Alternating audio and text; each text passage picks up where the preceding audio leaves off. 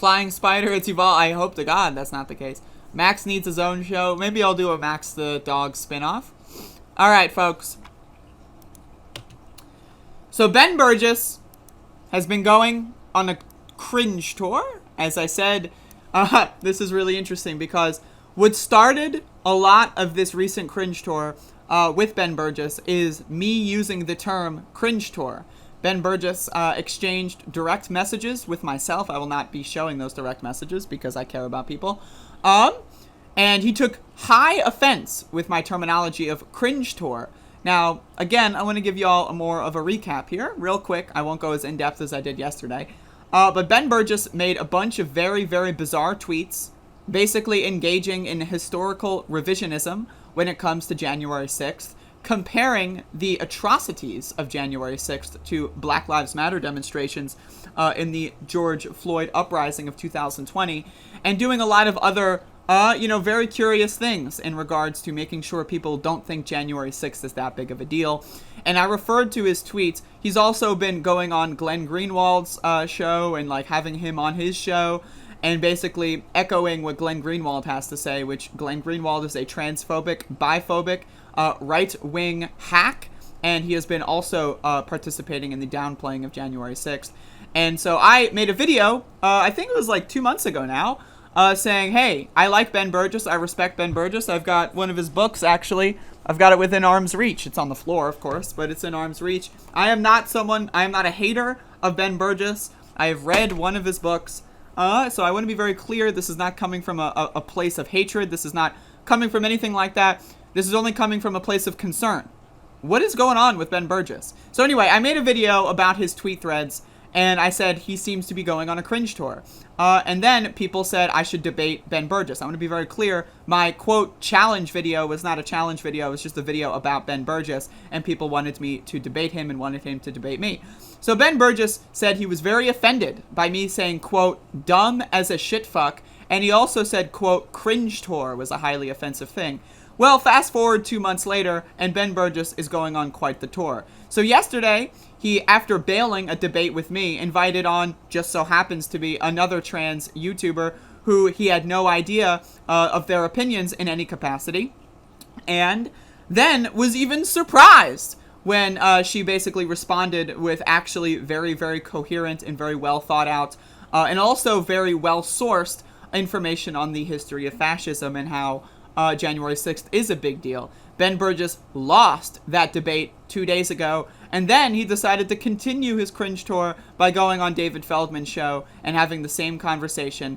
And now, again, I want to say, I like David Feldman, I like Ben Burgis. I want to be very clear about that. I am not coming from a place of hate. I want Ben Burgis to realize how wrong he is so that he stops using his platform to spread misinformation and horrible takes. Do I think Ben Burgis is do I think he's evil? Do I think he's nefarious? Do I think he's a Nazi infiltrator? No. I think he's obsessed with granular minutia of detailed and defining certain words, that he's lost the plot. He has missed the forest for the trees, and this guy needs to be reoriented. And so this debate I watched the first 5 to 10 minutes of, and then I asked a couple people, should I just do the whole thing on stream? So I'm going to watch as much of this debate as I can stomach. We'll see how long it takes. I know it's about 70 minutes long. So let's begin. David Feldman and Ben Burgis discuss January 6th. This is the title. Was the insurrection just a riot? Professor Ben Burgis comes on. Let's watch. The internet debating the insurrection. What is your take on the insurrection? Are you part of the dirtbag left who trivializes the insurrection? Are you somebody who says, yeah, it was bad, but a lot of bad things happened? Why are you blowing this out of proportion? Are you one of those? I just gotta say, the very start of this debate is amazing. It's amazing. David Feldman's show is 7 hours, but the debate is just this segment at the bottom. Then he brings on other guests. Are you one of those dirtbag leftists who says it's not a big deal? You can tell that Ben Burgis is upset by that. You can look at his face, and it's just... Those people? Am I listening to a recording of myself? I mean, this is wow. Was it? That's Are you one of those people who says it's only important because it happened to Congress? Suddenly, something happens to Congress and we have to put everything on the back burner and get to the bottom of this. But who cares? It's just Congress. Are you one of those people? No, I don't actually know that there are any of those people. But what I think is that it's certainly a disturbing event. Anytime, I mean, it's a political riot. I mean, that's just disturbing to start out with. You're introducing violence, into politics. The fact. So again, he starts off by downplaying it, saying it's not an insurrection. It's a, quote, political riot. Now, what is a political riot? What is a riot? What are these words meaning? Now, a riot is typically used to describe left-wing and, say, Black Lives Matter demonstrations to say, oh, look how unruly they are. They broke a window. Rioters and looters roaming the streets, right? This is one of the only times in recent history that the term riot has been so fiercely tried to be applied to the Capitol insurrection. Now, again, do I think using the term riot is wrong? No. I use the term riot frequently. I actually interchange my vernacular here. I say insurrection attempt, coup attempt, riot. All those words are accurate. But Ben Burgis wants to focus on the word riot. And later in this debate, the very little that I watched, he also tried to compare the violence of January 6th and the motivations of January 6th to that of the Black Lives Matter demonstrations in the George Floyd uprising. And again, it's ridiculous. So I'm going to put this on 1.25x because, I got a life to live, but let's watch. That it happened at the at this incredibly important place also makes it significant. I mean, that's something that in some places would be more common, that there be a riot at the at the seat of power, but it's incredibly uncommon in this country. So I mean, I think we should give it its due for its significance. But I also think a riot, Professor. Was it a riot? Yeah, I think that's the more accurate term. Yes. Really? Was the beer hall putsch a riot? No, I think that. I think that I'd say two things about the beer hall putsch. So one, I think that was in a different sense actually an attempted, putsch. They brought bombs to the DNC and RNC buildings. Bombs, motherfucker. Bombs capable of killing thousands of people. Bombs. If the bombs went off, would it have been an insurrection? Again, the term insurrection does not hinge on an attempt. It does not hinge on whether or not you failed or won. It hinges on the idea that you attempted. The word insurrection means you are rising up against the government with the intent to overthrow the government. That's what it means, right? When you plant bombs on buildings that can kill thousands of people, that is an insurrection. Bombs. Is it not an insurrection because the bombs didn't go off? Do we really have to have 3,000 people get murdered in an explosion for it to be a real insurrection? The bombs were there. The only reason they didn't go off was because the government acted in a way that was actually relatively impressively quick. And again, I want to be very clear. I am not a fan of the government. I don't like the government. In fact, I want to see the fall of the United States government. But I do not want to see right-wing fascists be the ones to overthrow the government. I would rather have the United States of America than the United Dictated States of Donald Trump or whatever they're trying to do. Again, they planted bombs. In a way that I don't think quite applies to this. But second, I find the fixation on that in discussions that's a little odd because, the Nazis did not in any sense come to power because of the beer hall putsch. I mean, except maybe that the beer hall putsch was such an embarrassing disaster that convinced them they needed a completely different strategy and to start over again. But the idea that there's the beer hall putsch and the Nazis came to power, therefore, if there's anything that, even if you squint at it at just the right angle, looks like the beer hall putsch, therefore, it's, the alarm gets raised to 11, it doesn't really make sense to me. I think that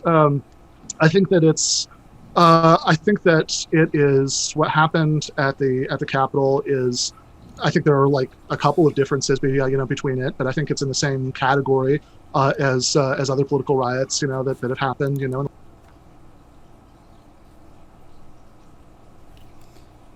So, how did Nazis come to power? One of the chief ways they did that was from propaganda, convincing people that Jewish people were the enemy.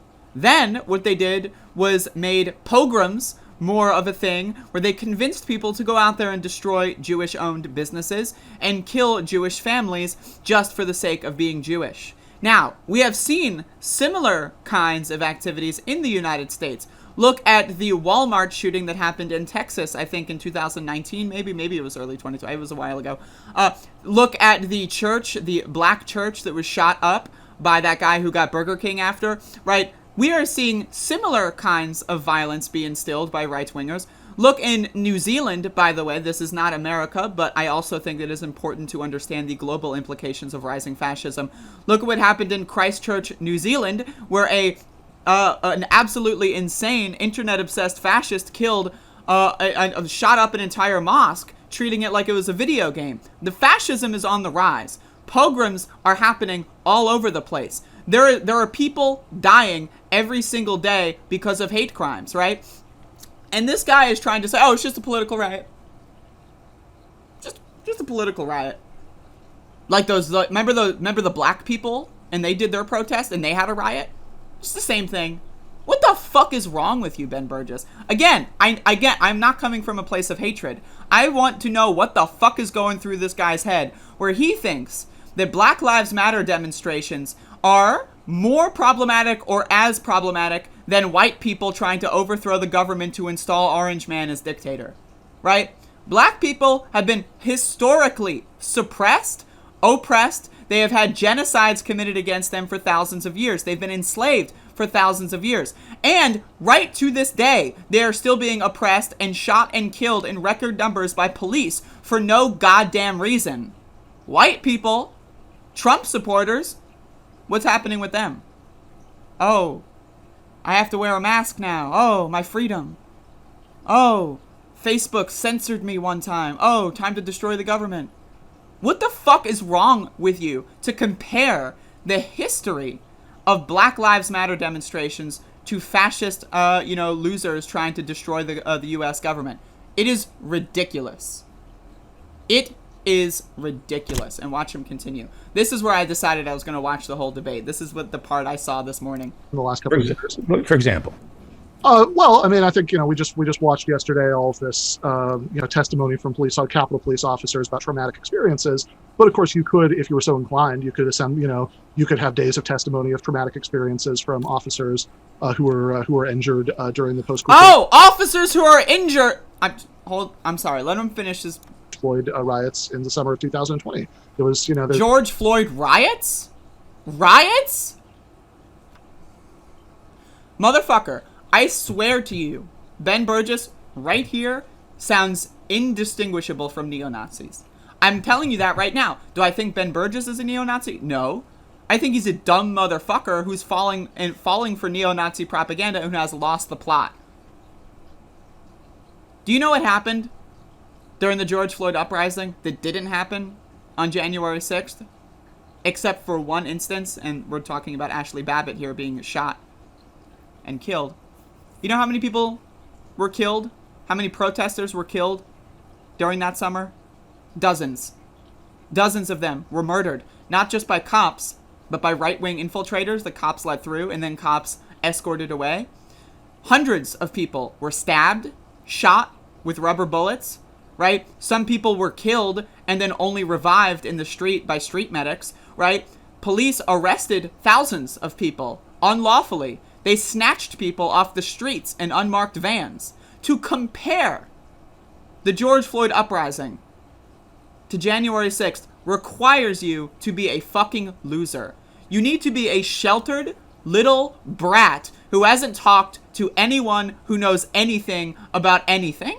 And it is ludicrous that this guy feels like he can go out there and say, I represent social democrats, I represent the left, while he's talking about George Floyd riots, quote unquote, being worse than January 6th. And again, I don't give a fuck about cops crying in Congress. I think it's useful to understand how and why the Thin Blue Line crowd went up and tried to kill 100+ cops and injured them. That's useful to understand, but at the end of the day, I don't give a fuck about those cops. To me, a cop crying in testimony is good. It makes me happy to see cops cry. Oh, why did my own supporters try to kill me? Maybe you should rethink your life choices, you fucking pig. But again, this is my problem with this motherfucker. And I'm like, I don't know how much I'm going to interject. I don't know if I'm going to get through this whole debate. But this is the part I really wanted to talk about. The motherfucker compared an uprising against police brutality and state violence and state oppression to a bunch of whiny babies who lost an election and wants their orange man back. Are you fucking kidding me? You are a dirtbag leftist. I think there was one event that's in the summer of 2020. There was, there was. You are a dirtbag leftist. I think there was one event in Milwaukee, if I'm getting this right. I was looking at yesterday, where there were dozens of cops that were injured in some cases by mortars or other explosive devices. So I think that part's pretty similar. Mortars and explosive devices. Can we talk about that? Mortars and explosive devices, also known as fireworks. Also known as you go downtown to the fireworks shop and buy a couple rounds. But no, those are mortars and explosive devices.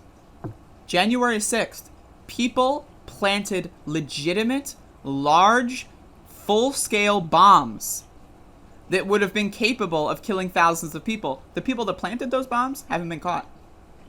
A couple teenagers launching fireworks, and then, oops, one of the sparks may have touched a cop's wrist somewhere. Oh, I'm so injured. Mortars? What? What? What? What the fuck is wrong with this guy? Ben Burgis is a fucking idiot. Now again, if Ben Burgis says, oh man, I'm sorry for going on this cringe tour after debating and having all these conversations and listening to feedback, I realized how wrong I was. Go for it, Ben. Please fucking apologize. But if this guy is going to dig his heels in, and God forbid if he goes on another fucking, show to do the same bullshit apologia for Nazis. I swear to God, now is not the time for this garbage. Seriously. What the fuck is wrong with you? Or we could look, at something like, Chaz, where two people were actually killed, by participants.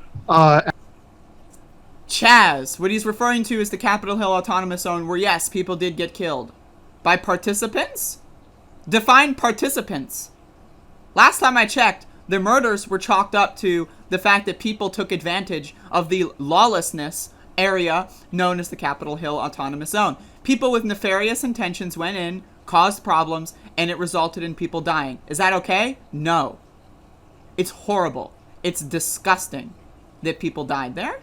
But to blame the George Floyd uprising and to convince yourself that all Black Lives Matter riots are the same because of a lot of bad shit going on in one area that had really little to do with the, quote, participants and more to do with right-wing infiltrators causing problems is ridiculous.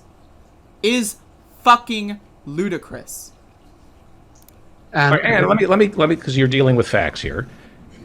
So I hear this from the right that the protests, the George Floyd protests last summer, were violent, and a lot of that violence. Well, I certainly didn't say that. I think there was. BLM. I'm hearing about the BLM. Certainly didn't say and wouldn't say that. I think that what happened last summer, in the overwhelming majority of cases, were peaceful protests. Okay, Floyd protests last summer were violent.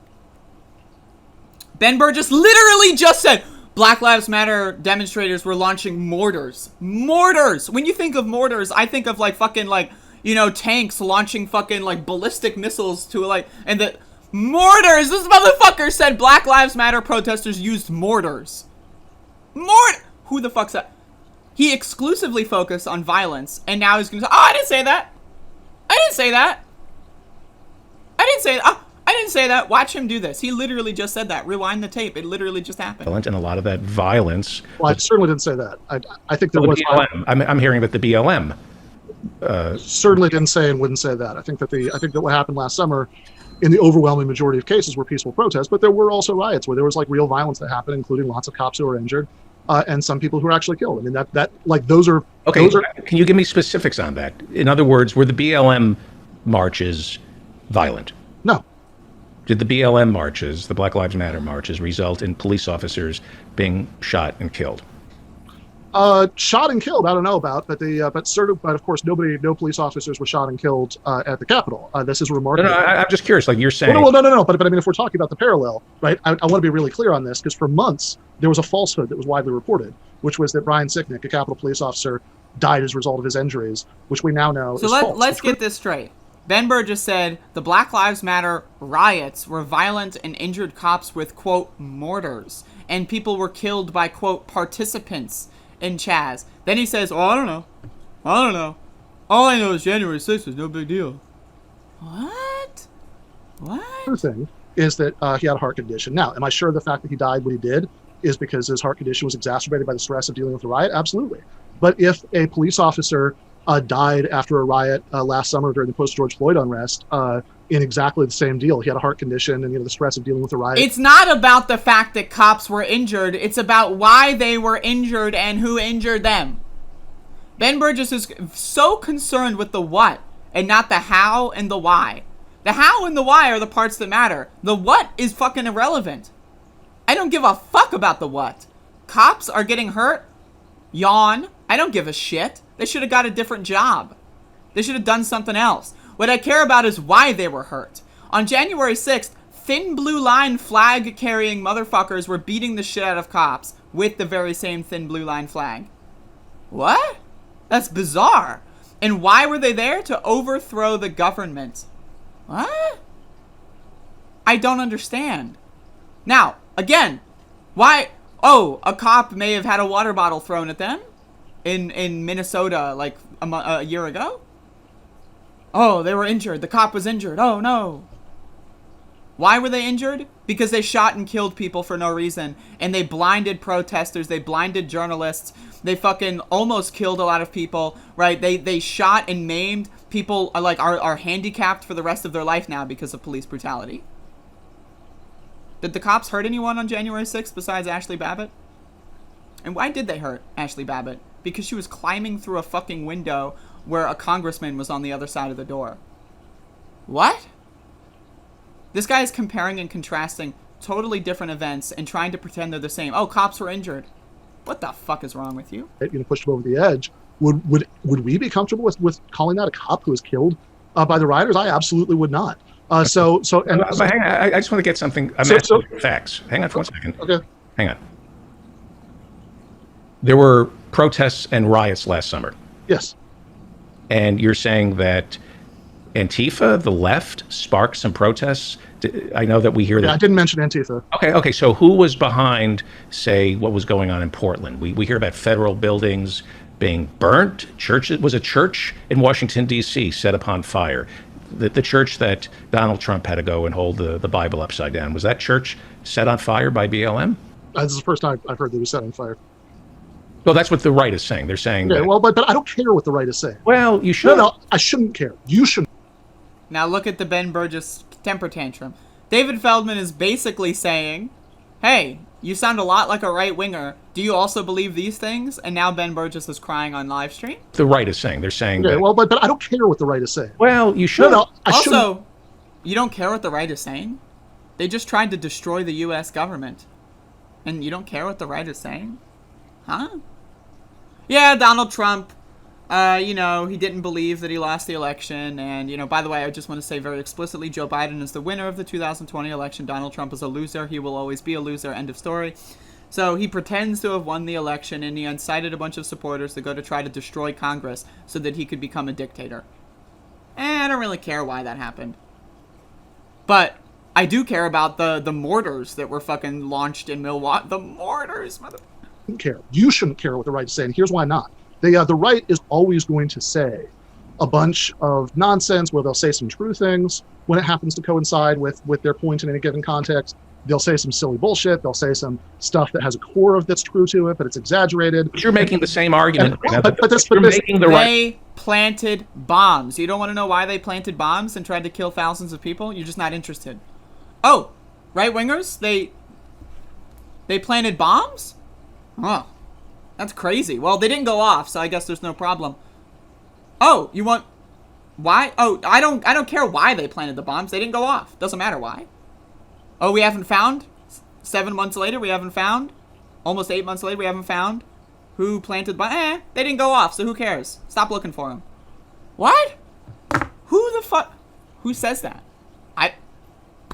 Apparently Ben Burgis says that. Like, what is wrong? And also, I just love the fact that David Feldman is just asking him, like, very good questions, and Ben is having a temper tantrum, like a child, like an actual child. Like, I don't care what the right is saying. I know they just tried to overthrow the government, and Donald Trump is trying to install himself as a dictator, and he's also going to try to destroy the fucking, like, U.S. by saying that, you know, the pandemic's not real, and he killed, like, fucking 500,000 people for no fucking Who cares? I don't really care why. Anyway, by the way, have you seen those mortars that were launched at cops in Milwaukee? This is what I hate, right? Saying, oh, if there's overlap between true things that somebody with left-wing goals says in order to make a left-wing now he's trying to say, well, oh, I'm just speaking the truth.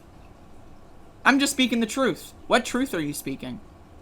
You're stating quote-unquote facts and then conflating those things with completely different scenarios and completely different contexts in completely different time periods by completely different people for completely different reasons. I was just talking about the facts. Just talking about the facts. That's like saying, oh, this is like Ben Burgis would probably defend when, people that have been abused kill their abusers, for example. There's plenty of cases in the United States where, let's say, someone who kept getting hit and abused by their spouse or by their father finally fights back and ends up killing them. Right? There are situations where sex trafficking victims, kill the people that are trafficking them and then can escape, and then they get sent to jail for murder. Oh, well, sorry, you murdered someone.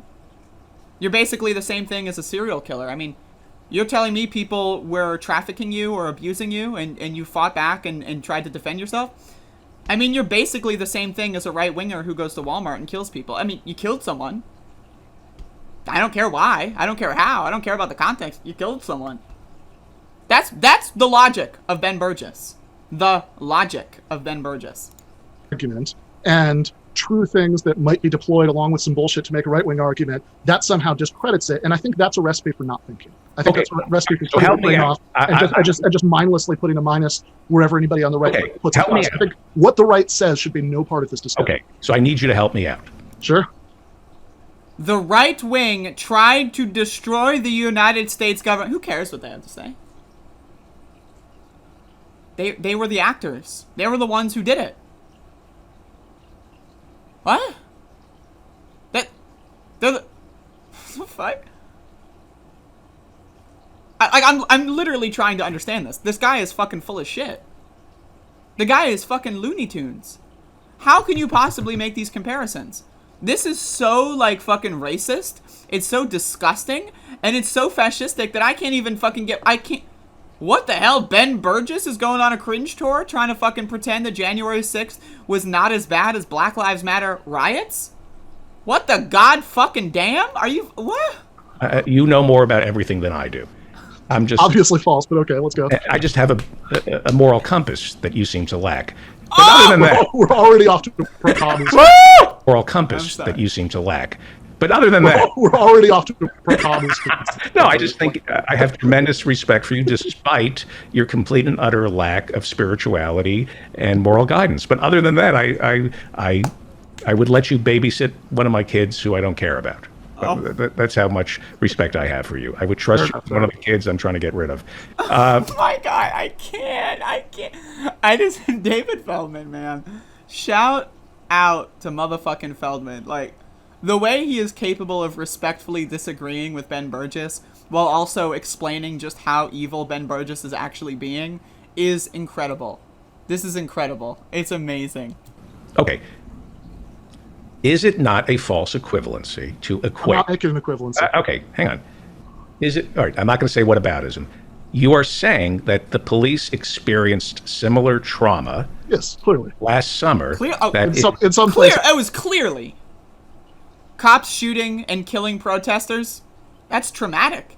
It's almost as traumatic as having your own supporter hit you in the head with a pole. Yeah. Shot and killed people. That's cool. That's fine. That's rad. I'm traumatized, bro. Like what? Says yes, they did. That is like the insurrection. Well, you won't call it an insurrection. Well, no, I think it's goofy to call it the insurrection. Okay, so give me an example, please, of a You call it a riot. Give me an example of a riot in this country last summer in which the police were traumatized, had to go to the hospital, I swear to God, had if he heart brings up the attacks, mortars. and then were demonized by the right wing. Okay, We do have the police. So you see that you're loading a bunch of stuff in the question that has nothing to do with anything I said and isn't relevant to the point, right? Oh my I'm just God, Ben! That's a loaded question. David Feldman is asking you to expand upon your analogy. You said that I'm talking about Burgis. You said that January 6th was a political riot and was just as bad as Black Lives Matter riots. Quote unquote riots. I do not use the term riot for Black Lives Matter demonstrations. That's what you said. You made the comparison. So now David Feldman is saying, okay, why do you think that comparison is valid? And Ben Burgis says, that's a loaded question. That's a loaded question. I'm a logic professor. Look at me. I have a podcast. What are you doing? Like, what is this? I'm going to learn. So No, tell me. you're not. You're not. I'm sorry, but you're not. Are you going to play the misogyny card here? Okay, Because if I were a woman, officially intrigued. If I were a woman, I would be triggered by your tone of voice. But I'm going to let it slide. Okay. Answer my question. So certainly, if you just Google, police officers and Idio Sarki in the chat says he didn't actually say it though. He just heavily implied it, and that's my problem with Ben Burgis, is he tries to use weasel words. He's like Sam Harris in the same way that he always gives every sentence he ever writes has get out of jail free cards, so that later on he can say, "Oh, you took me out of context. Oh, you did. Literally, every single thing he says is packed to the brim with get out of jail free cards. Sorry, no, that way he can have any opinion at any time about anything he said. Injured, nationwide during protests. You'll find police association releasing names of more than 2,000 officers who were injured in the first week of protests last summer. That they have. Any killed by the protesters? As far as I know, no, but that's not a disanalogy. Kyle Rittenhouse? Hold the phone. I gotta break this out. I gotta break this out of the fucking archive.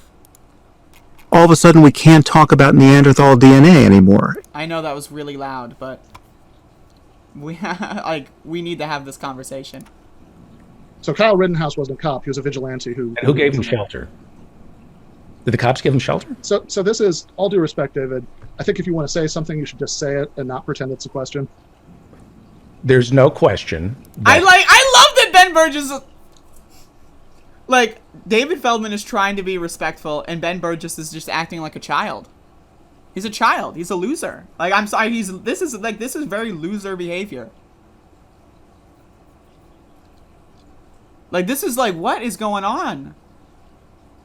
I love that his shirt's cut off, because this is a good face. When you're on David Feldman's show, this is what David Feldman has produced. David Feldman asking simple questions has produced this image. I just got it. What the fuck? The police side with Kyle Rittenhouse, Donald Trump, and the right wing, and that during the summer, we saw next to no incidents of BLM or left-wing Antifa protesters setting fire to buildings. I know there was some questionable stuff that happened in Portland. One of those people ended up getting shot mysteriously by the cops. I don't see how what happened on January 6th is in any way similar. Was that where the building set fire to? I don't understand why the setting fire to is part of this. In Portland, we're told that buildings were set on fire, and then the cops went after one of them, and he died mysteriously. The cops, with no due process, killed. Sure. If you want to argue that cops are authoritarian and repressive and racist and awful, then I agree. Although I think it's a strange thing to bring up in this conversation, because the reason why we're supposed to see what, from my perspective, is a ugly riot, and one that is different, the most important respect in which it's different. It's not the only respect in which it's different, but the most important respect that's different from these other riots that we're talking about is that rather than an expression of rage and frustration caused by real injustices, it was incited based on lies. That's the riot was on January 6th, wasn't it? So it's not that, black people get shot in the streets by police on almost a weekly occurrence. Nah. It's not about, thousands of years of repression, slavery, genocide. Nah. It's just about them being lied to. What? What? That's the only difference. That's the only difference in Ben's mind, in his fantasy world. The only difference is, one was started by a lie, one was started by, well, let's not get into that part. What? What is this? Like, this is... And also, I just want to say, fucking David Feldman is, like, this is some very... Like, this is impressive. I dream of being as nice to people as David Feldman can be. This is beautiful. Watching Ben Burgis... Maybe tomorrow we'll do a flashback for Ben Burgis' debate with Jesse Lee Peterson. Someone brought this up to me on Twitter yesterday. Do y'all remember when Ben Burgis debated Jesse Lee Peterson and lost? Remember that? You know Jesse Lee Peterson. Amazing. That guy. Ben Burgis debated him and lost. He lost the debate against Jesse Lee Peterson. How... What? How do you lose against Jesse Lee Peterson? Ben Burgis showed us how he lost. And he's having the same kind of temper tantrum here that he did then. No, not applicable. It was Burgis versus Jesse Lee Peterson. Like, imagine losing. Maybe, does anyone want me to watch that tomorrow? Don't go ahead and watch it. Wait until tomorrow, and I'll watch it live on stream, and we'll do a flashback. Alright? How does that sound? Tomorrow we'll do Burgis versus Peterson. This happened like 2 years ago or something. It's a good fucking flashback. It's amazing. And he lost the debate. So, but this is like, this reminds me of the same thing. Is Burgis just keeps getting mad and like fucking talking in circles, and it's just hilarious. Yeah. Right. So that I think that's the most important difference. But given that that the whole, any violence that we're talking about, right? Like exactly one person was killed on January 6th, which was somebody who was an unarmed person who was shot by the cops. We can argue about whether that was justified or not, but they have that's the only person.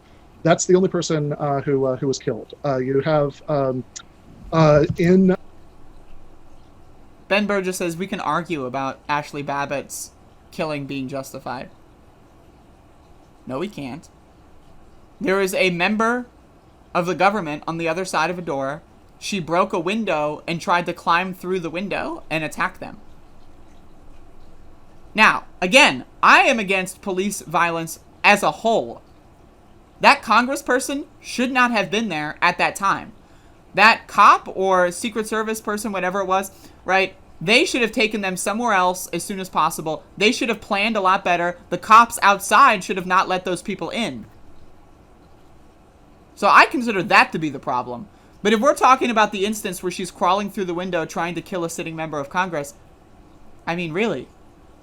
Like, really, though? Like, that is not the same as anything that happened over the course of the summer of 2020. Not even close. And if we're going to talk about violence against cops, not how bad the cops are, which, as you know, I don't need any convincing of that. I agree with that, right? But if we're going to talk about violence against cops, then of course there was quite a bit of that last summer. Again, 2,000 police officers reported injured over the course of the initial weeks. There were 97 police cars that were burned during those official weeks. There are videos of some protesters or rioters.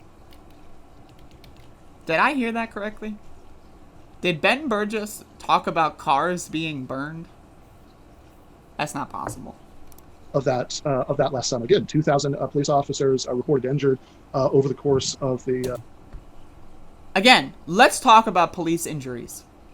Police, literally, I shit you not, file reports as being injured if a water bottle hits their fucking, armored vest. A riot cop with fucking steel armor all over their body getting hit by a water bottle gets reported as an injury. Who reports injuries when it comes to police? The police do, and they lie. But Ben Burgis is like, yeah, thousands of them. One of them got hit with a water bottle. Whoa! Water bottles, empty water bottles raining from the sky, pinging off of steel armor. Damn, those cops really had it rough. The initial weeks, there were 97 police cars that were 97. burned. I love how he uses an exact number. There were around 2,000 police injuries. But yeah, there were also 97 cop cars that were set on fire. Whoa! in those official leaks, there are videos of some protesters or rioters pelting cops with bricks, water bottles, fireworks, and Oh, they're not protesters. They're rioters. They're rioters. That's what they are. Believe me, they're the Black Lives Matter rioters. Threw a water bottle at a cop. Oh no. I want to tell you, when a cop has steel armor on, bricks also don't hurt. Water bottles especially don't hurt, but bricks also don't hurt. The motherfucker's got steel armor on. The motherfucker could be shot with a shotgun and be fucking fine, maybe a little rattled. What? protesters or rioters pelting cops with bricks, water bottles, fireworks, and other objects, including Molotov cocktails. One agency reported dumpsters, trash cans, trees, furniture, and vehicles being set on fire. In many cities. And how many cops were killed? I love that Ben Burgis is basically just reading from like fucking Ben Shapiro's press release in like fucking July of 2020. 97 cop cars were set on fire. Cops were hit by water bottles and bricks. Molotovs were thrown into dumpsters. All hell is breaking loose. What the fuck? 0 in both cases. 0 on January 6th. And January 6th, was that about attacking the cops or attacking Nancy Pelosi, Mike Pence, and our Constitution? So again, here's the Is it about the cops? Was this a riot? I just you can argue with me, or you can do the Socratic questioning thing. I think that you should just say what you want to say. But I think that as far as how no, I don't argue. I'm an inquisitor. No, but that's just. I love David Feldman. David Feldman, I love you. You are fucking amazing. Like I'm not an arguer. I'm an inquisitor. Who says that? David Feldman says that. You should just say what you want to say. But I think that as far as how. Well, no, I don't argue. I'm an inquisitor. No, but that's just a bullshit way of arguing. No, I'm talking. David, that is just a way of arguing. That's just I am of saying, hey, do you not see that I am correct? And then No, I'm writing a book called "Give Me an Inquisition." And one of the things that I've noticed, instead of debating, the problem is if someone who disagreed with you gave you an inquisition, Remember when I think it was Andrew Neil interviewed Ben Shapiro? Do you remember that? And asked him a tough question on abortion, and then Ben Shapiro said Andrew Neil was like, oh, a left-wing, like, militant asking bad questions. This isn't a debate. This is a literal interview. This is, hey, you said and have said some really bizarre stuff, and I've got a couple questions for you. Ben Burgis, more like Ben Shapiro. Like, seriously, it's the same style of crying and saying, oh, you're just pushing a narrative. Why don't you just say what you want to say? Why are you asking questions? I'm Ben Burgis. What? You would very quickly say it was bullshit because their questions were loaded with a bunch of assumptions. They're not loaded questions. They're just trying to tie you down to a specific thing. But again, Ben Burgis loves the get out of jail free cards. He doesn't want to have an opinion. He wants to be able to change his opinion at any time and then pretend like he's never changed his opinion. That's the way his brain works. He wants to say the same shit over and over and over so that he can constantly swim from one position to another based on whatever's convenient. David Feldman is just asking him to be specific. And Ben can't be specific. He's never been trained on being specific. His entire way of arguing is based on specific definitions of specific words, but he can never be specific. He doesn't know how. He always tries to pin other people. Is that technically an insurrection? Is that technically fascism?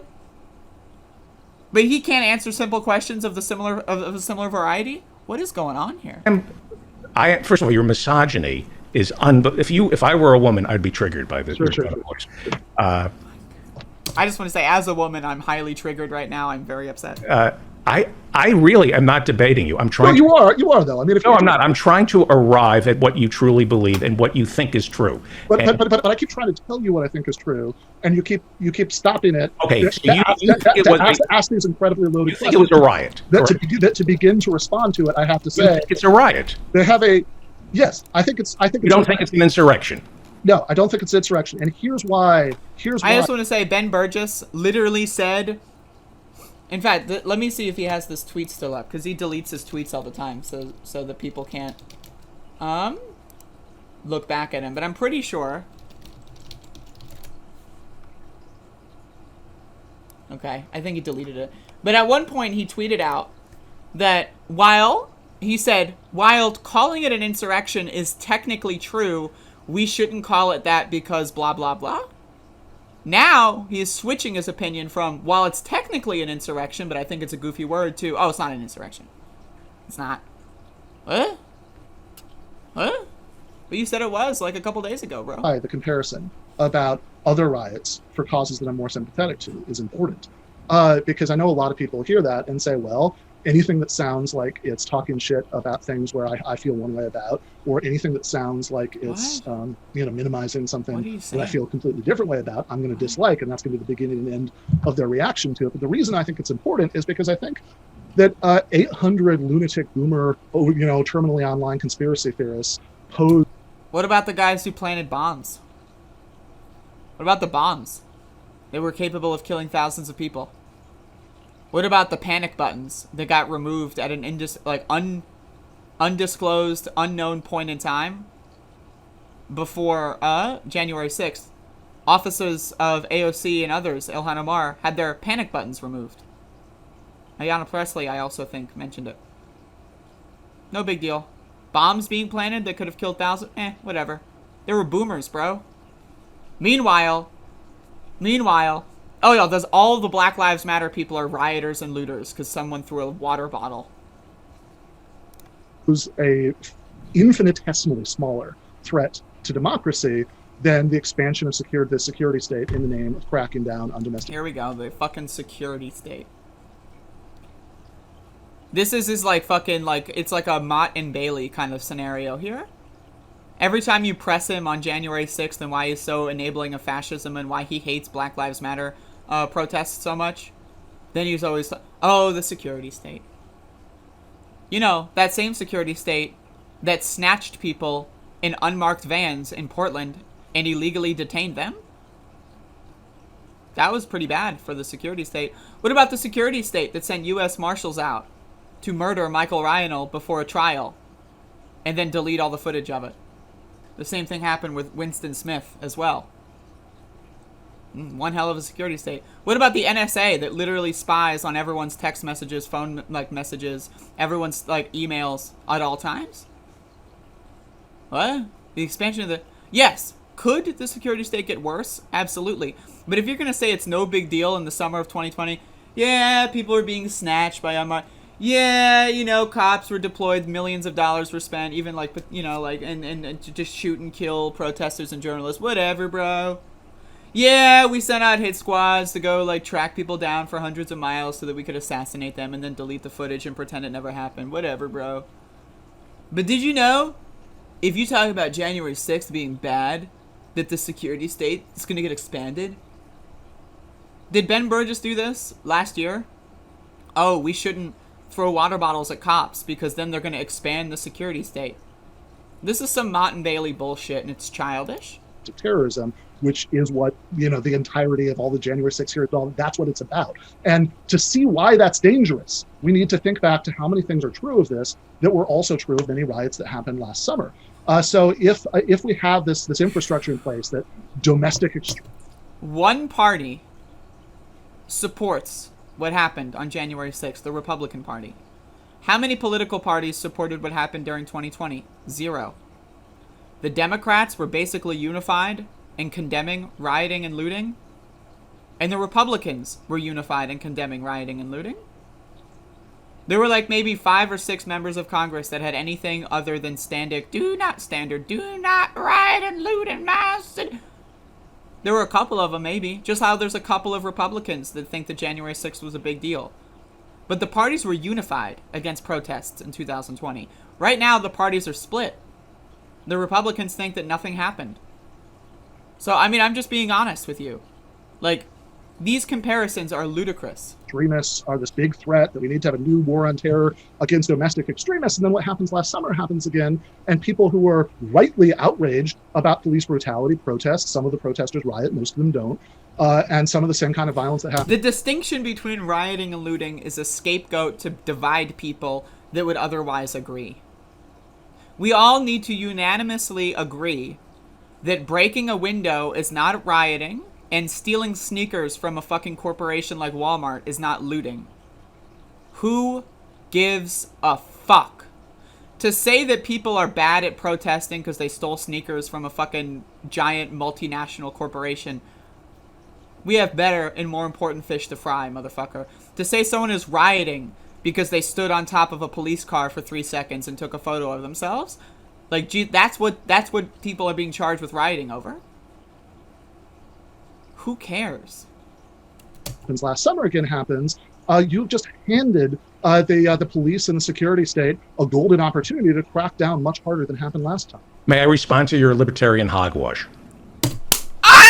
Yo. Look, I just paused, like, Ben's initial reaction. Again, I want to emphasize dead at the bottom of the screen. Like, Ben's fucking reaction is like, oh, no! Like, To crack down much harder than happened. Look at David Feldman's face. He's like, I'm about to destroy this motherfucker's career. Like, but David Feldman is like, Ben, I know you're my friend, but I do this because I love you. And then, like, he pulls the trigger. Last time. May I respond to your libertarian hogwash? You may respond to my leftist common sense, yes. Okay. This motherfucker thinks he's a leftist. He's against protesting. He's against Black Lives Matter uprisings, right? He's against communism, right? He's against, protesting the government. He's against throwing a water bottle at cops. He is in favor of planting bombs at the Capitol. He is in favor of attacking cops with a thin blue line flag. He is in favor of trying to destroy the United States government and install a dictator. But common sense leftism. Okay. World War II. Yes, this is the same argument that you're making. Okay, I look forward to hearing what my argument is. Yes. And quite frankly, I've been trying to keep it even. I'm keeping score, and I'm rooting for you. I'd like you to come on this show once and lose and win an Inquisition.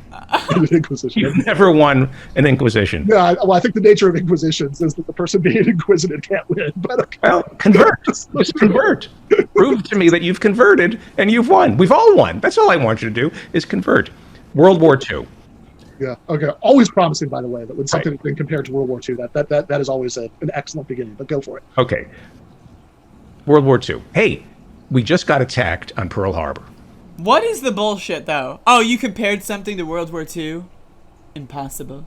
What? It's impossible. World War II never existed.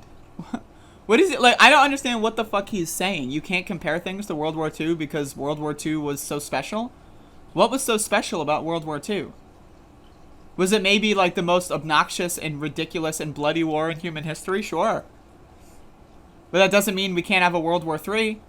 During World War II, would you have said, oh, you're comparing this to the Great War? Why are you comparing what's going on to the Great War? This isn't the Great War. The Great War was a big deal. How dare you compare what's going on to the Great War? A couple years later, uh-oh, whoops. Like, look at this fucking, like, ridiculous smile on his face. Day. Ironically, it's called Pearl Harbor Day. What are the odds that we would be attacked on Pearl Harbor Day? I'm outraged. It was a horrible thing that happened. It was horrible. But for us to build up the military and take on Tojo and Emperor Hirohito, the overcorrection of building up a military industrial complex, it's not worth fighting Hitler and Japan at the expense of our civil liberties when we go to war and all the money that's going to be spent on bombs instead of butter. So that's the argument you're making. Wow. Man, basically what I'm saying is you're okay with Hitler. You're okay with Hitler. Oh my god! Yo, the kill shot. I know there's been like 17 kill shots, but that one is a gutter punch. Now I want to say that this is a great analogy from David Feldman, but I also want to say an important part of scaling up is scaling down. What happened after World War II is we transitioned into the Cold War, and we started building like more nukes, and we started to threaten each other with nuclear weapons for no goddamn reason because we're a bunch of fucking idiots. I'm talking about humans. We are, Lord have mercy. Okay, so, and again, we also need to talk about the fact that we had concentration camps in the United States as well during World War II. That being said, scaling up is one thing as long as you scale down. Now, I don't even think we need to scale up against right-wing terrorism. We have enough resources. We have enough government officials. They just need to target the resources better. That's the conversation we should be happening. So I want to say, although I like his analogy, I don't necessarily agree with it, David Feldman. But either way, what I'm saying is you agree with Hitler. Basically what I'm saying is I must be, you're okay with Hitler. You're okay with Hitler. I must be pretty dumb if I'm making that argument. And you're saying that also pretty terrible. You should not trust me to babysit those kids. I don't care about the kids. I really don't. I can't. No, seriously. You're saying you don't trust the government to fix what happened on January 6th. You think they're going to make it. You think the cure is going to be worse than the disease. That's what I do think the cure is going to be worse than the disease, and I would agree with you that winning World War II is a case where the cure was not worse than the disease. But if we could introduce a second analogy, certainly one of the formative political experiences of my life, when I was in college, was the September 11th terrorist attacks and the response to that. So again, I agree with Ben Burgis on this one. Right now, I want to say again, I want to be very clear about my opinions here. If they scale up the security state and then go after left-wingers, that's a problem. If they go after left-wingers with the current apparatus, that's a problem. If they go after right-wingers and they realize they can't go after them enough and they scale it up a little bit, go after the right-wingers and scale back down, that's good. Now, that's not what happened in the Iraq War. This is what we're fighting for now. Now, if Ben Burgis is saying it's better not to even fight at all, whatever, right? But let's say, all right, 9/11, let's cut ties with Saudi Arabia and not go to war and kill innocent people for no reason, but let's try to find the people that, planned it or whatever, and let's actually do our jobs. Instead, what they did was they invaded another random country for no reason, made up a bunch of people that were involved in 9/11 that weren't, absolved the actual leaders involved with 9/11 of any of their wrongdoings, gave them more money, and then just attacked and occupied a region, killing kids and innocent civilians for decades. That's a problem. Does that mean we should never ever try to fix a problem ever again? Not necessarily, but it means that that's one hell of a motherfucking problem. And that's an epic fail. It's an epic fail. Right, it is an epic fail. But is that to say that you shouldn't ever, in any capacity, try to solve a problem because the problem could grow at it, or you could solve it incorrectly? I think we need to have a nuanced conversation here. I think historical analogies are good and useful, but at the same time, we are living in the present. We need to learn from our mistakes. We need to say, yes, maybe some things what happened back then are good and true. Maybe we can use them here, and we can learn from the lessons of overscaling and, pretending the boogeyman is someone else. We can learn a lot, and we should learn a lot. That's what history is there for, to learn from. And I would say that 800, some of them armed, in ways that some rioters last summer were armed, but mostly unarmed, rioters at the Capitol are a whole lot more like Al-Qaeda attacking on September 11th than they are like the Japanese Empire taking over vast stretches of the planet and carrying out widespread massacres and imposing totalitarian governments, allying with Hitler, wiping out European Jewry, et cetera, et cetera, et cetera. And even though, right, Al-Qaeda attacking on 9/11, where I think we all agree it would not be libertarian hogwash to say that the cure was 10,000 times worse than the disease, that the expansion of the security state after 9/11, the rollbacks of civil liberties, the wars that are still going on decades later, that all of that was just unfathomably worse than the disease. But notice, if we compare September 11th to January 6th, one difference is that the rioters killed 0 people on January 6th, whereas Al-Qaeda killed 3,000 and change people on September 11th, including knocking a hole in the Pentagon, and trying apparently to get the White House. So if we're talking about national security threats, that ranks way higher. And if we're talking about the ideology, because I think that's an important thing to talk about, because you were talking about all the things that they were against earlier, and oftentimes if you say this is a disgusting riot, and anybody who did anything violent, should certainly be prosecuted, but that's all it was, and we shouldn't exaggerate something beyond it that could be used to justify expanding the security state in ways that 100% for sure will be used against the left. that look at what Al Qaeda stood for, right? I mean, the same way that I have no, I think it's ridiculous, that I thought it was ridiculous after 9/11 that people like me who were against the wars, against the civil liberties rollbacks, were constantly accused of sympathizing with Al Qaeda or not understanding how bad they were. I think it's ridiculous that people like me are accused of somehow sympathizing with the January 6th rioters. Or you know what's the key difference here? Everyone knows who incited January 6th. The problem with 9/11, which is what led to the misinformation, which is what led to the illegal occupations and wars and the massacre of 1 million people, was the fact that not everyone knew who was responsible. We know who is responsible for January 6th. They wear it on their sleeve. They're satisfied. They're happy with it. Donald Trump, the Republican Party, Steve Bannon, right-wing militias. We know who is responsible. Rudy Giuliani.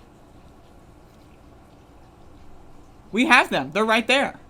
The call is coming from inside the house here. Understanding how bad they are. Al Qaeda is a fascist organization. Nobody's accusing you of sympathizing with January 6th. I do. I just want to say I do. David Feldman is playing this one nice. I 100% think that he is definitely sympathizing with January 6th rioters. Insurrectionists, I should say. Because what you're doing is, again, he's trying to say, oh, a cop was hit with a water bottle by a Black Lives Matter protester. Therefore, what happened on January 6th is no big deal. Sorry, go fuck yourself. But I just want to say, David Feldman, again, I agree with his approach, because if he would have went more nuclear, Ben might have rage quit and yelled. But what I'm accusing you of is trivializing what happened. That's exactly what people were accused of. Anti-war people were accused of after 9/11. Is trying to say that 9/11 wasn't a big deal. I think 9/11 is a big deal, but I don't think that Al Qaeda represented. Again, the key difference is we know who is responsible for January 6th. We did not know who was responsible for 9/11 at the time. And that responsibility was shifted and lied about, and people bought it. So, for example, if let's say, the Republicans say, like some of them have tried to say Nancy Pelosi is responsible for January 6th. Some of them have tried to say that. AOC and Maxine Waters are responsible for January 6th. Some of them actually think that. Maybe they don't actually think that, but there's someone out there that's heard that and says, oh yeah, that's gotta be true. Now let's say that happens, then the Republicans would go like, all right, let's expand the state and let's go after these fucking criminals. Or let's say they were able to deflect it to someone who's not in government. Let's say it's like, oh yeah, that person over there is responsible for January 6th. Then they would go after that guy. The point is, we know who is responsible. It's very obvious who's responsible. It cannot be lied about on why January 6th happened. Donald Trump, Rudy Giuliani, Steve Bannon, all these motherfucking freak shows. Mike Pence for enabling as long as he did. Josh Hawley, Tom Cotton. We know who's responsible. It's all been broadcast on live television. They all constantly tweet about how responsible they are. Some sort of profound threat to Western civilization. Similarly, I think a political riot is always a big deal. I think that having it be egged on by the sitting president is a much bigger deal. But I also think that realistically, there was, we're talking about an event that. Notice Ben Burgis says the term "big deal." Big deal is what he said. That's a big deal. That's a way of conflating January 6th and the George Floyd uprising, but not making an opinionated stance on either one. Yeah, they're just both a big deal. It's a big deal. Yeah, I think the George Floyd uprising was a big deal. In a good way. It showed that this world, this entire planet, is capable and in some cases willing to fight back against oppressors. I think that that's a huge deal. I think that that's amazing. January 6th is also a big deal, but for different reasons. Again, he's focusing on the what, ignoring the why and the how. We're using this term, the insurrection, even though literally not one single person fired a gun except for a cop. Okay, what about the bombs? Anyone? The bombs? I really hope David Feldman brings up the bombs. That's not how the word insurrection has ever been used before. And saying that doesn't really fit. That's not trivializing. Okay, so let me respond to this. So this is you're doing linguistic gymnastics. You're playing tricks with semantics. I'm playing tricks with semantics when I say that nobody firing a shot makes it farcical to call it an insurrection. Did anybody fire a shot in Gore v. Bush? Was that an insurrection? That was a coup. I've never heard anybody call it that, but let me respond to David Feldman. I just have to say, David Feldman is quickly becoming my favorite YouTuber because of this, man. Yes, Gore v. Bush was a coup. Absolutely. Full stop. You cannot convince me otherwise. And again, so I'm glad he brought this up. Not a single shot was fired. Yes, that was a successful insurrection. It was a successful coup. Gore won the state of Florida. He won the popular vote. Bush became president because of Supreme Court justices that had family ties to the Bush family. It's that simple. It was a coup. No one was shot. what you just said. There are many iterations of a coup, and there are many iterations of an insurrection. Just because nobody was shot on January 6th doesn't mean it wasn't an insurrection. It was part of a larger whole. And let me explain to you what I happen to think January 6th was. Yeah. Everyone go subscribe to David Feldman's show. I'm just saying, like, you have to. There's no other choice. It was a flexing of right-wing authoritarian muscle. It was Donald Trump and Rudy Giuliani and the white nationalists, the fascists in our government, in and out of our government, who are saying, look what we can do. Look what I can do. I can stand on the ellipse and send these people to storm the Capitol. If I can get these people to storm the Capitol and create enough confusion to justify, there are enough people, we have a whole propaganda arm, Fox News and AM Talk Radio, who are saying it wasn't an insurrection. It was at worst a crime, and you got to understand their frustration. If you can get January 6th, you can get those people to do what they did on January 6th and get away with it, only have about, if we're lucky, 500 convictions. What else? Wait a second, 500 convictions out of 800 people? That's like that seems pretty draconian to me. Do you think 500 people did anything violent on the 6th? I think 500 people who are going to be sentenced. Can you be convicted for doing something that's not violent? I know people that have gotten convicted for smoking weed. That's not violent. It's still against the law. That's not to say that I support the drug war. I don't, of course. But to say that you have to be violent in order to break the law? What? What?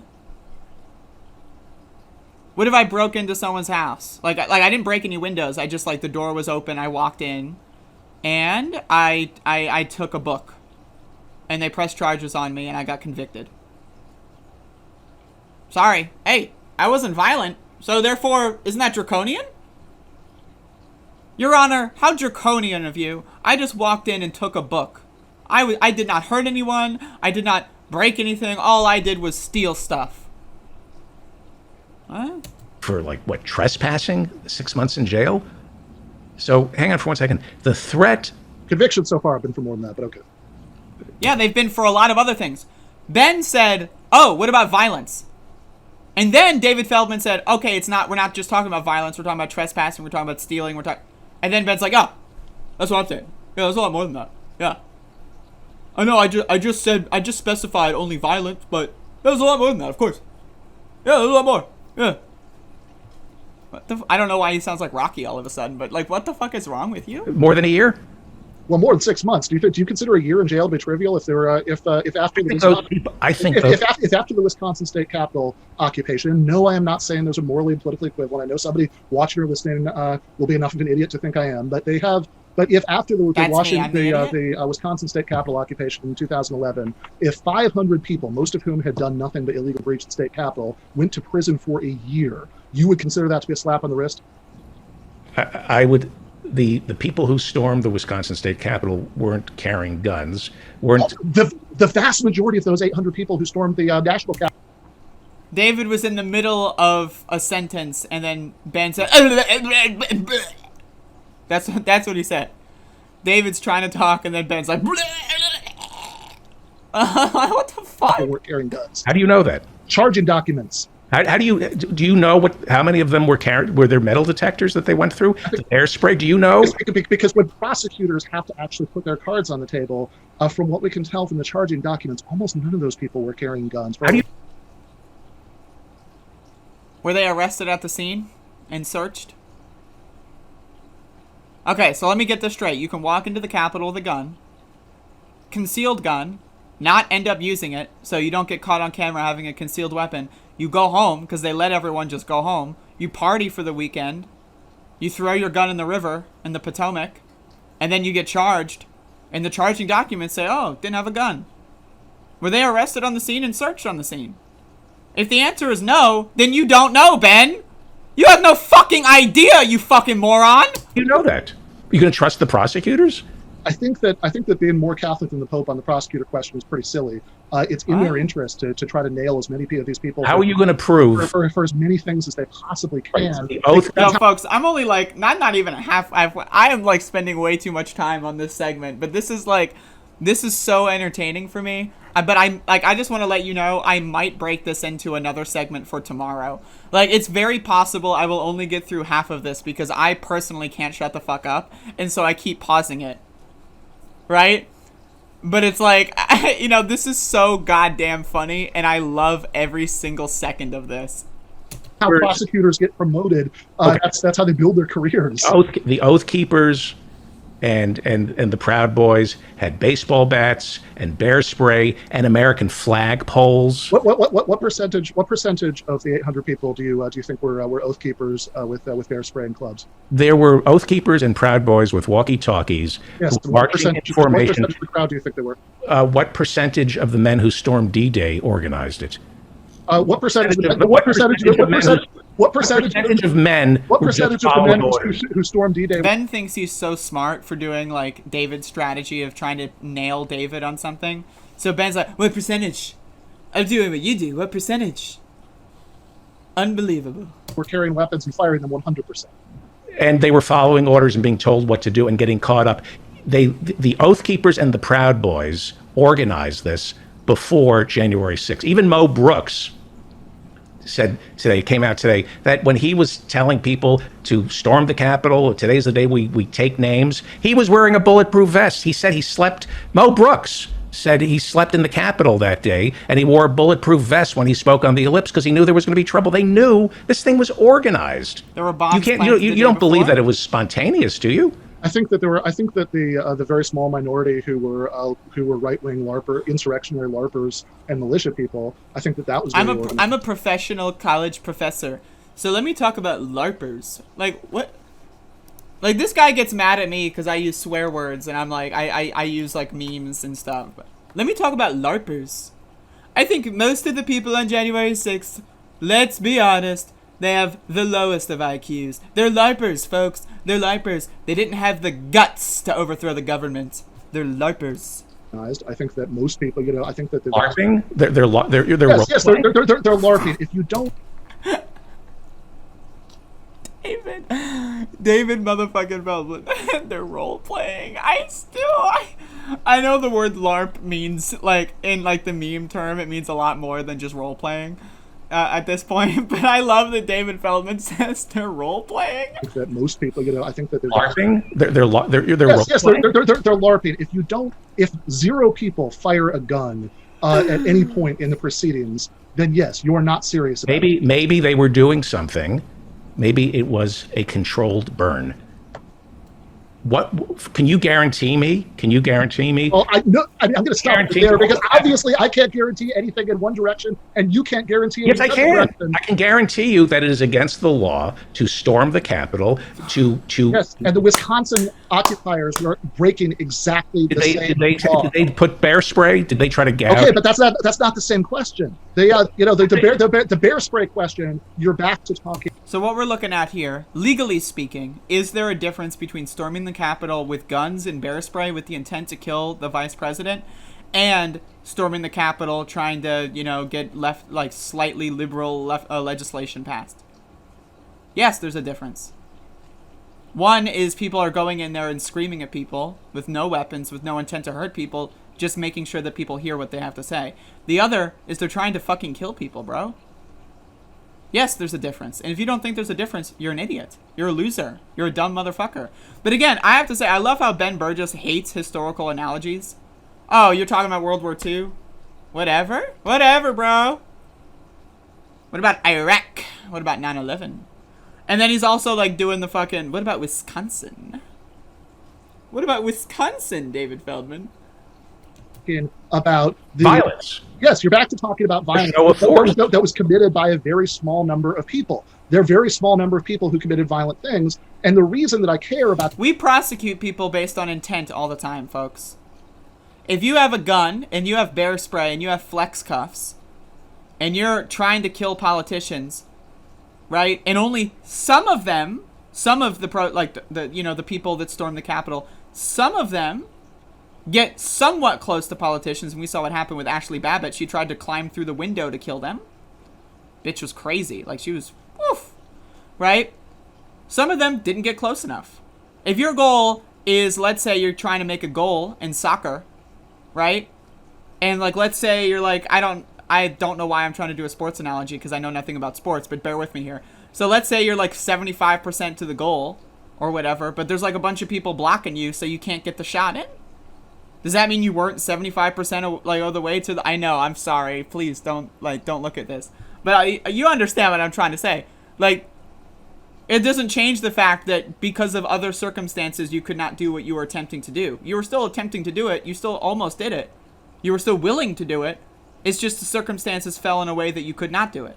The distinction between a very small number of people who do violent things, whether, even a very small number of people who do planned, premeditated violent things, is because anybody who has a memory longer than a moth's should be able to think of lots of examples of left-wing protests. I've never seen in my lifetime, hang on for 1 second. I love how this guy is genuinely trying to compare Wisconsin to January 6th, though, by the way. Like, what the fuck? I've never seen a scrum of about 200 people, all white, by the way, storming the Capitol, all pushing on an officer's head that he almost got decapitated. I've never seen anything like the insurrection. So if you can give me an example of what, and I do see 200 people pushing on something with one officer trying to stop them. You think that nothing like that has ever happened over the course of the anti-war movement? Give me an example. Give me an example. Of I remember Abby Hoffman trying to levitate the Capitol. I remember the Weather Underground blowing up buildings, but giving warnings beforehand. But give me an example of a group of right-wingers who stormed a federal building with the intent to overthrow an election. Yeah, so if you want an example from the era that you just talked about of left-wingers storming a building, then the Black Panthers, who, by the way, actually were all armed, storming the California State Capitol. Which was legal. In Sacramento. No, that was legal. The Black Panthers gave us gun control. Governor Reagan, all they did was innocently walk around the state capitol with guns because it was legal. They would show the genius of the Black Panthers was to follow cops as they pulled over African Americans in Oakland, and they would show up with guns because it was legal at the time, and that's why Governor Reagan was for gun control. They didn't storm the Capitol. The Black Panthers didn't. Okay. They marched into the Capitol brandishing weapons, and you can watch footage of state legislatures jumping under their desks in terror because that happened. And let's assume, I'm sorry, but let's assume that the Black Panthers broke into the state capitol with the intent to overthrow California state government. Guess what? The Black Panthers at the time had gone through a hell of a lot of things in their lives. Their parents and their parents' parents and their parents' parents' parents, so on, have gone through a lot of things going on. So you know what? I actually would support that. Why? Because the why and the how are completely different, and I consider them to be justifiable. A bunch of whiny baby losers crying that their orange man lost an election, that's not justifiable. I'm sorry. It's different, Ben.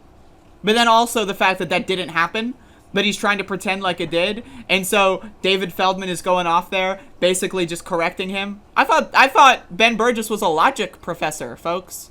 Right. Were they arrested? Were the Black Panthers arrested? Were they arrested? They tightened up. I'm going to finish the point. They tightened up laws in response to it, but that itself is exactly the point, that we shouldn't be, that like, rather than focusing on do we love or hate the individual people, or do we want to like rhetorically own right wingers for saying whatever bullshit they're saying about it, we should keep our eye on the vastly larger prize. Do we want things to be tightened up in response? Okay, hang on for 1 second. Did the Black Panthers gouge anybody's eyes out? They didn't get arrested.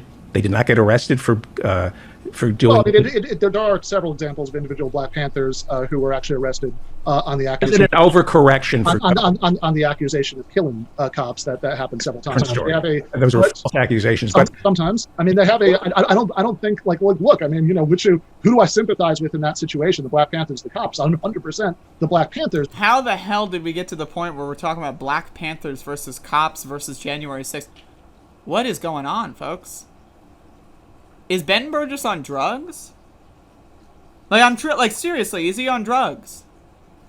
And if so, what drugs? Because it's the wrong cocktail. I'm on drugs right now. But it's a good cocktail. Like, I'm chill and I'm hyper at the same time. How does that even happen? Ben Burgis is on I've never even heard of a drug that creates this kind of bizarre behavior. But are you for gun control laws? But that's. Are you for gun control laws?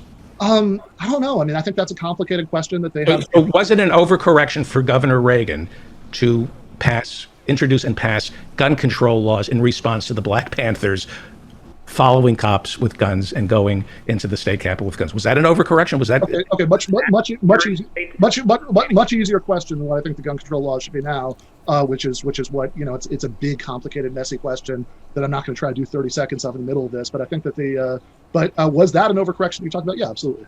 You think that Governor Reagan passing gun control laws in response to the Black Panthers was an overcorrection, an example of big government taking away our rights? I think that Governor Reagan passing gun control laws as part of an effort to crack down on the Black Panthers for policing the police, to try to do something about police violence in Oakland and other cities, was a very bad thing. Yes. Okay. That's anybody who was like to the left of Hubert Humphrey would have told you at the time it was a very bad thing. This is hardly a libertarian position. But gun control is a good thing. Again, I think that's a complicated question. I'm not going to give it a yes or no answer for the purpose of striking a certain. I personally think guns should only be allowed to be given to minorities. Hey, I'm just, hot take. Arm the trans people, arm people of color, arm women. Man, I mean, they're so big and strong, right? They're so big and strong, right? Like, they got the big both be like, look, oh, I'm gonna beat you up.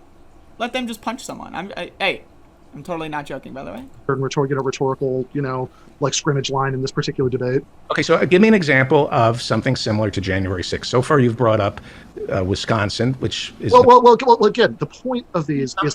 Give me an example. But what you're asking for has nothing to do with the purpose for which I'm bringing these up. I've never seen anything like... No, but you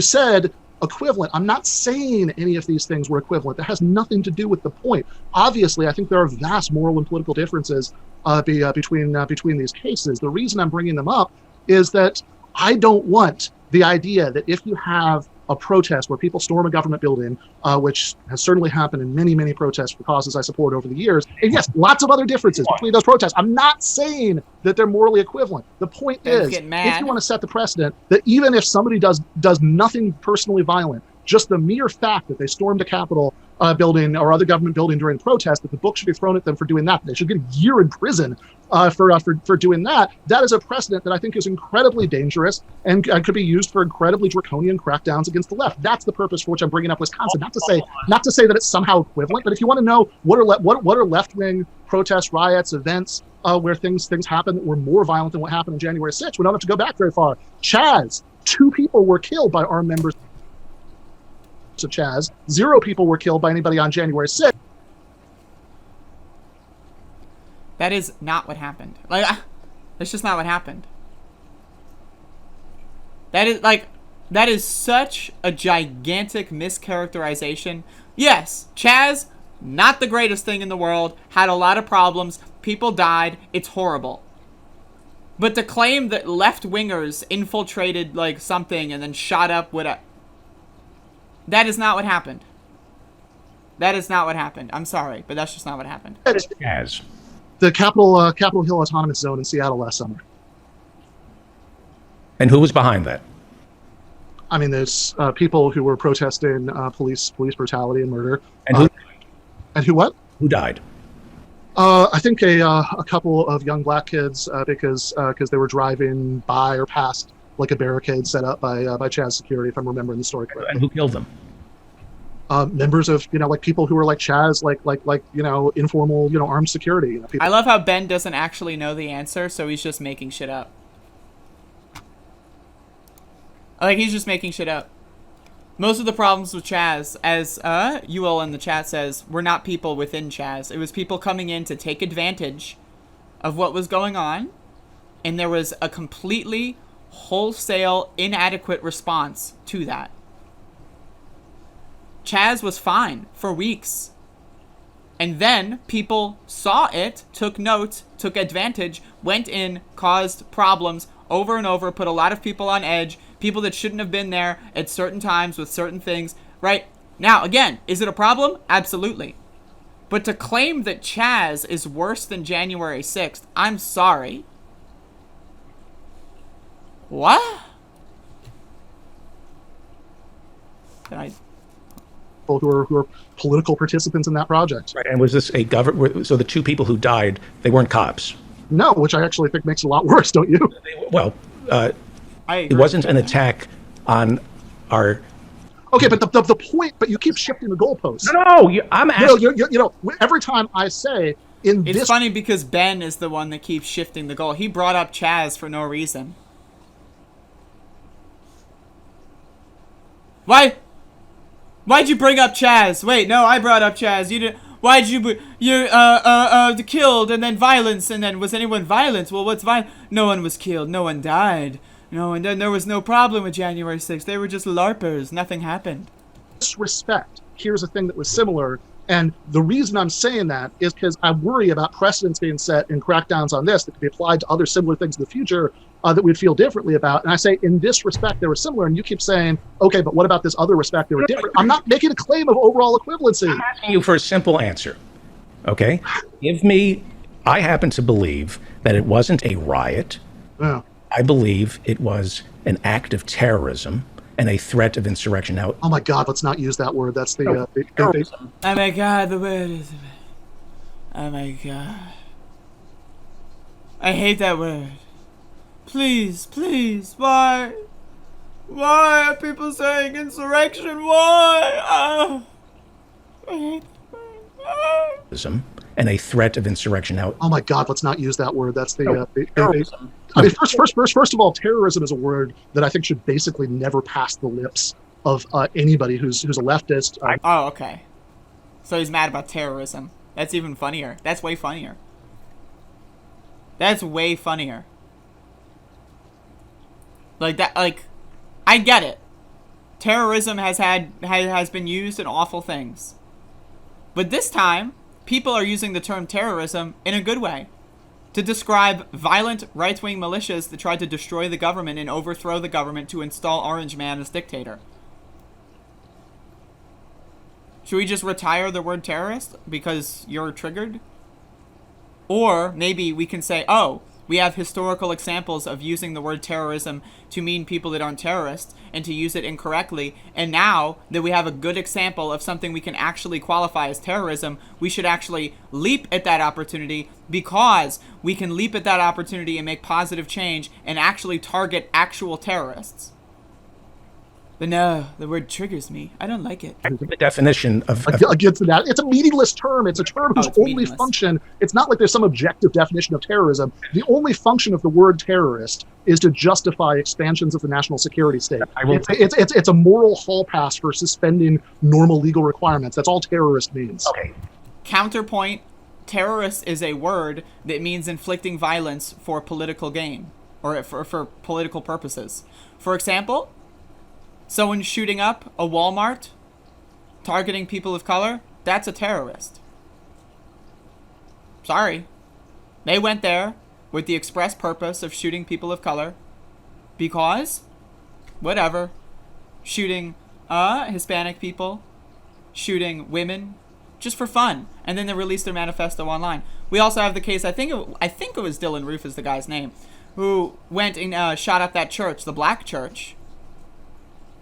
That's terrorism. Should we not call that terrorism because we used the word incorrectly in the past? The whole point of calling it terrorism is because now we have a very good and clear example of what terrorism actually is, and we should rehabilitate the word to make it, because people are correctly, or maybe in some capacities incorrectly, familiar with the term terrorism and have gotten misled by it, and now they're going to hear, oh, terrorist applied to this scenario, and they're going to think, oh, that's what a real terrorist. I'm just saying, like, and so eventually all words lose their meaning. No, this one never had one. It does. The definition. No. Yes.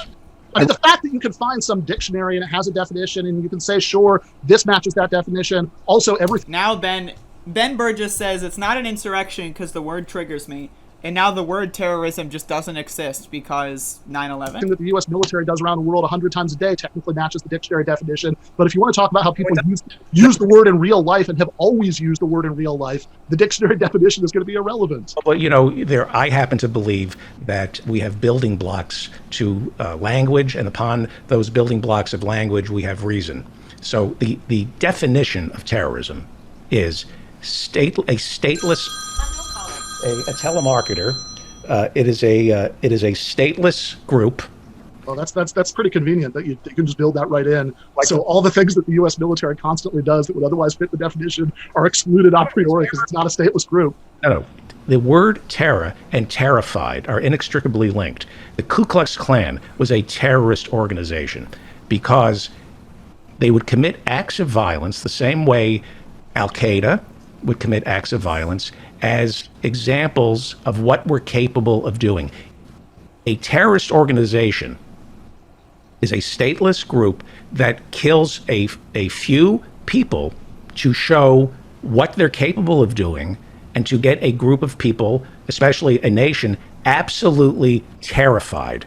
So that is the definition of terrorist activity. Well, if that's the definition, January 6th doesn't fit because nobody was killed by the people you're calling terrorists in this case. Thank you. I would also point out that earlier you said it was about flexing muscles, and I would say 9/11 doesn't count because they didn't actually strike the Pentagon. Right? Doesn't count. Why do people keep mentioning the planes going to the Pentagon? They didn't hit the Pentagon. Doesn't count. Doesn't count. That wasn't a terrorist attack. The World Trade Center was a terrorist attack because they hit the buildings. The Pentagon not getting hit makes it's no longer a terrorist attack. Intent, whatever. Say if so, the muscles were fucking pathetic because we look at what happened. It was a profound demonstration. The fact that David Feldman hasn't brought up the bombs yet is kind of disappointing. Also, I want to say that I have spent way too long on this one. Like, I really, really think. Like, oh my god, there's no way I'm going to get through another 30 fucking minutes. And then apparently he does like a monologue after. There's no way I'm going to finish this in this stream. If people want me to, I am fine to dunk on Ben Burgis even more tomorrow morning, though. Tomorrow's Saturday. Okay.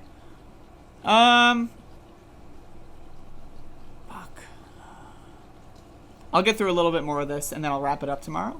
Demonstration of the weakness of Trump's position, that he just spent months having Republican appointed and even Trump appointed judges all the way up to the Supreme Court, laugh his lawsuits out of court, do everything short of writing lol fuck no. Oh, because I'm hungry. I want to eat food. I haven't had breakfast. And crayon on a little piece of paper and pushing it back when they entered lawsuits. So the judges he appointed wouldn't do what he wanted. The military, I'm sure he would have loved it if they'd intervened for him, but they had no interest whatsoever. Right. The National Guard totally didn't delay sending the National Guard to the Capitol for 3 hours. Didn't happen. They had no interest. No interest whatsoever. None. Not at all. Yeah, sure, they could have just, put down the whole thing ASAP, but they chose not to. That wasn't them picking a side. Nah. No way. In doing that, his own vice president wasn't willing to do what he wanted, which is part of what had the mob so riled up in the first place. And so the last resort was this spasm of impotent rage by 800 pathetic boomer conspiracy theorists who he was able to egg on, who had. There were fucking bombs planted, bro. Is Ben an idiot? Is Ben like a dumb motherfucker? Like, again, I want to say I started this, like, I'm at this point regretting how I started this episode or this segment, because like maybe I don't respect Ben Burgis anymore at all, because this is horrible. What is this? Had no plan. There was no realistic scenario. You could rewind that and replay it 10,000 times in 10,000 versions of the universe, and there's no version where they would have somehow overturned the result of the election. There was no possibility. First of all, if we're gonna bring in like the multiple universes theory, right? Yes, there is a version of the universe where they overturn the election, because by that, like there's a version of the universe where every possible thing could have occurred at all times. Like, if we're gonna bring in multiple universes, like, come on, Ben. No, there's only 4 other universes, and they went like this. How do you know? What the fuck? Come on. Possibility of that. It was an expression of rage because of this lie that they've been told about Trump winning the election. But there was never any sort of realistic path from point A to point B. I mean, if you're just going to say they wish. Let's say they broke into the Capitol 20, maybe 10 minutes earlier. Let's say Mike Pence was shot and killed. Let's say AOC and other Democratic members of Congress, some Republicans, were shot and killed. Let's say then the National Guard realizing, oh shit, the vice president said, oh, blah, blah, blah, blah, blah. And then let's say Trump threatened, like, or had threatened members of the military. Let's say there was, like, you know, a civil war within the military. That's all very possible. And it's very possible that Trump could have come out on top of that. It's all very, very possible. They barely missed Mike Pence. They were within, like, 40-something seconds of getting to him. This is all very possible. That their expression of infinite rage would somehow do it, then you can say that the weathermen, that was like a serious attempt to overthrow the United States government. It's nonsense. Nonsense. What would have happened if? Love this argument. Huh? Okay, well, let's see if you're going to say what I've heard so many times before. Let's hear it. I love this Ben Burgis like trigger. Oh, I love this argument. Oh, I know you're. Remember, like, when Ben Burgis did that debate with Aaron, the other day, and was like, "Oh, you believe things that I didn't think that you would believe." Didn't see that coming. Ben loves to pretend like everyone who has conversations with him is the same person. Oh, here we go. I love this argument. Happened. 36 proved that Donald Trump, Mo Brooks, Rudy Giuliani, Michael Flynn have an army of thugs who will pretty much do what they ask. But the Oath Keepers and the Proud Boys, what did he say during the debate? Get ready, stand back, stand down, but be ready. If you can get these people to storm the Capitol, what else can you get your people to do? It doesn't matter, because I like how that totally was not what Ben Burgis thought David Feldman would say, and now Ben is like, because he has no canned response to it, right? He was gonna be like, oh, this argument I've heard so many times before, now here's my wrong logic, and then instead he's like, uh-oh, I don't have a prepared response to this. It doesn't matter. What you're saying is irrelevant. It's so wrong. I hate when I do this. Those groups that you just mentioned, the Proud Boys, the Oath Keepers, we're talking about, what, a few hundred people in the entire country? They have certainly a small... Yeah, that's right. There's only 100 Proud Boys. This guy knows nothing about right-wing militias. Yeah, there's only 100 Proud Boys in the whole country. There's only 100. There's, maybe 200 total. If you count all the right-wing militias, so maybe like 200 tops. What? Does he actually think that? Is he that dumb? Small minority of that crowd that, you could get 100 of them, a couple hundred of them, to storm the Capitol, along with several hundred, hangers-on, chanting slogans and taking selfies. I think that what that proves is that your army is pathetic. It's nothing. We're talking about, if you want to talk about an insurrection and take words seriously, what you mean is an attempt to overthrow the best armed, most powerful state that has ever existed in any country in the history of the human race. And you're saying that a total force in the entire country of a few hundred people, that's an army that counts for anything against the most powerful military that's ever existed? You have people in the military, in the police, in the Capitol who were sympathetic to the people who stormed the Capitol. It's not just 20 agitators. You had cops, members of the military, are white nationalists. This has been documented since the early 2000s. And historically, it's been proven since again, the police started as slave patrols. Right, these motherfuckers had guns. They used the government IDs to access parts of the Capitol that they weren't supposed to and let other people in. We're going to forget that? Also, what about the bombs? people who were for that. You had an entire propaganda arm, Fox News, which was trivializing those events, who said we have to understand where their rage is coming from. You have, I would say, about you have an entire political party in Washington, D.C., who's saying it was nothing. They were tourists. They didn't do any damage. So notice that the how far you've dragged the goalposts across the field here. Because first you were talking about, he has this army, and then I pointed out I pointed out that the army is almost unimaginably pathetic. Max, can you believe this? Max, get up here. This fucking dog, folks. Can you believe this shit, Max? Is this possible for you to even fathom? Now, I want to say, and I want to end it here for now, and I'll cover the rest tomorrow morning. I have been the victim of right-wing militia violence, right? I know people who have been the victims of right-wing militia violence. Right-wingers have infiltrated law enforcement and the military. This has been well documented. If Ben Burgis doesn't know that, maybe he should read more. So for him to say that there's no such thing as right-wing militias and the ones that do exist are pathetic, you're wrong. They planted bombs, bro. You know what a lot of right-wing militias are? Ex-military. People that have military experience and knowledge and use that knowledge and experience in order to do covert operations, okay? Look at all the people that still have yet to be identified. The people who planted the bombs have not been captured, have not been caught. Look how many unidentified people went into the Capitol and left the Capitol and remain unidentified to this day. There are lots of these motherfuckers who are ex-military, well-trained motherfuckers, and they know what the hell they're doing. For him to say, it's just a bunch of boomers, bruh. Just the boomers. And for him to say Fox News and the former president building an army of right-wing radicals doesn't matter, because it's just the boomers. This is ridiculous. Anyway, I am so fucking hungry, and this is my first 2-hour show in a long time, so I am going to see y'all later.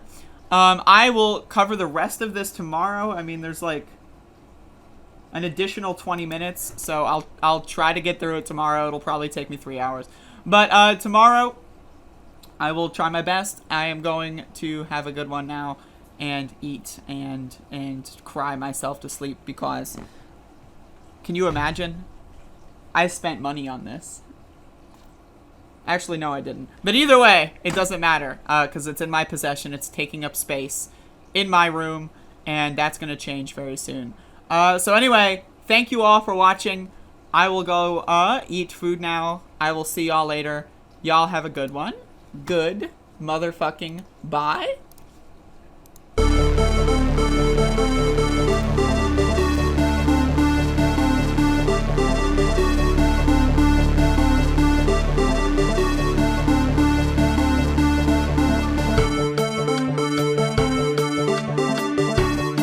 Against the worst candidate in the history of presidential politics puts pressure on me. Could you imagine if I lose my whole life? What am I going to do? I'm going to say, I lost to the worst candidate in the history of politics. I'm not going to feel so good. Maybe I'll have to leave the country. I don't